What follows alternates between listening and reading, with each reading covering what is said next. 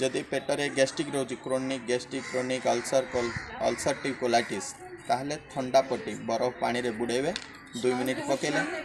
उल्टे देवे 2 minute 4 minute है 4 मिनिट पर आउ थे बाउल रे ठंडा पानी रे बुड़े देले एमती 15 मिनिट पर्यंत कंटिन्यू करिवे जदि पेटर किसी इन्फेक्शन अच्छी ना डायबिटीज अच्छी ठंडा पट्टी 2 मिनिट ठंडा पट्टी गरम पट्टी 2 मिनिट ठंडा पट्टी 2 मिनिट गरम पट्टी आउ जहाँ को हायर कॉन्स्टिपेशन बाथरूम क्योर होनी खाली ठंडा पट्टी रे प्रथम दिन ही लाभ मिले पीरियड रो बिफोर डे रु आफ्टर डे जो पेन होची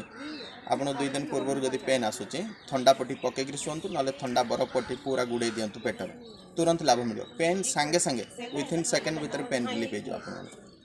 केते दिन करियर 2 दिन पूर्व ही एमती पेन आसे 2 दिन भितर आपण सकाळ संध्यारे टिके घरे रहला बेले पेटर गुड़े हो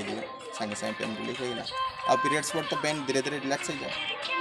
नहीं केते दिन पर्यंत पट्टी सब करिया हाँ गैस्ट्रिक पाई आपन को 2-4 दिन 5 दिन 6 दिन कर देले गैस्ट्रिक पूरा कॉन्स्टिपेशन गैस्ट्रिक दीटा जा क्योर हो आ पेटर जदि इन्फेक्शन अच्छी गरम ठंडा पट्टी खाली गैस्ट्रिक पाई ठंडा पट्टी आउ डायबिटीज पाई गरम ठंडार पट्टी 15 मिनिट पर्यंत भल हो गले छाड़ देबार ना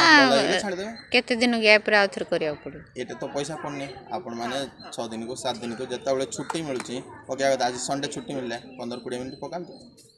एटा खाली पेटरे सकाळे ब्रह्म मुहूर्त रे हुए 6-7 बेले प्राणायाम पर आको सब बेले माने खाइबा पर हुएनी अग्नाशय पूरा ठंडा पड़ जाए आज्ञा थैंक यू सर।